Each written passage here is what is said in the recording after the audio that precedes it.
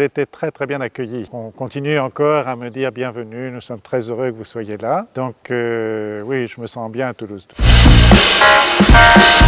Le sanctuaire Notre-Dame d'Alette, qui est un très beau lieu que j'ai eu la joie de découvrir.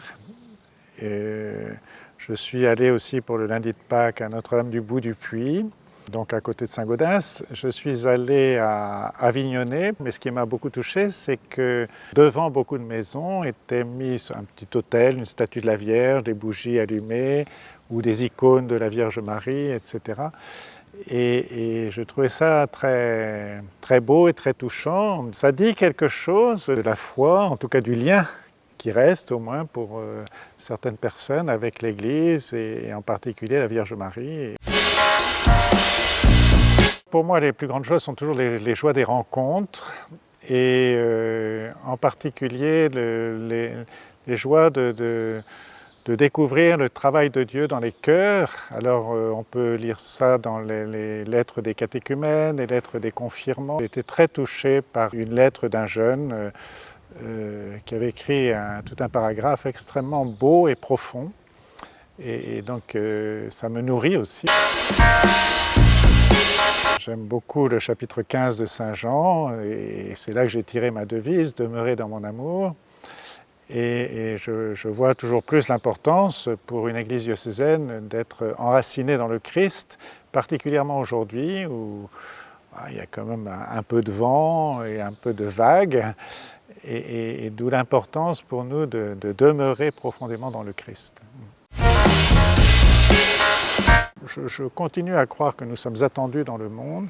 Il nous faut donc nous réveiller, être, comme nous y invite le pape, une église en sortie et aller à la rencontre des gens. Pour moi, ce qui est fondamental, l'évangélisation, elle passe par les rencontres interpersonnelles, les rencontres gratuites, l'écoute des gens.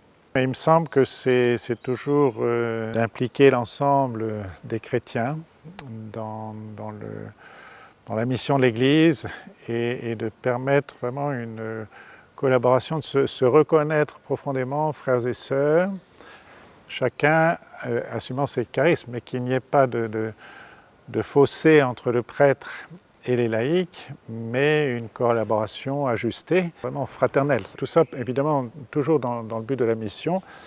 Et ce que j'attends effectivement, c'est cela, c'est que ce soit toujours l'occasion pour nous d'un renouveau missionnaire, de reprendre confiance dans la grâce reçue de Dieu, reprendre confiance dans la mission qui nous est donnée. Et les prêtres de moins de 10 ans d'ordination, pour moi, peut-être gardent une priorité. J'ai voulu écouter les jeunes prêtres et les accompagner, il me semble important. Les premières années de ministère sont décisives. Tout ça pour établir une relation de confiance et pour que nous puissions collaborer vraiment ensemble.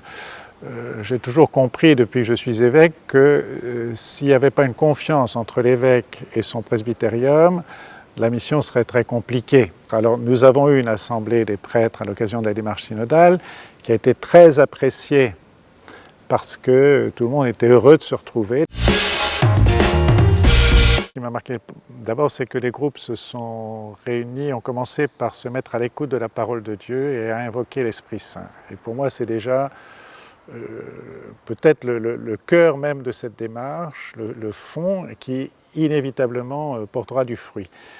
Et le deuxième aspect, c'est cette liberté de parole et cette motivation de ceux qui sont réunis pour avancer, pour faire bouger l'Église. Et je crois que ça fait partie de cette démarche permanente de conversion que nous avons à vivre, qui a commencé avec les apôtres autour du Christ et qui se poursuivra jusqu'à la fin des temps. Je lis la newsletter pour voir ce qui est transmis à l'ensemble des chrétiens du diocèse. Et naturellement, je vais peut-être aller chercher d'abord la partie humoristique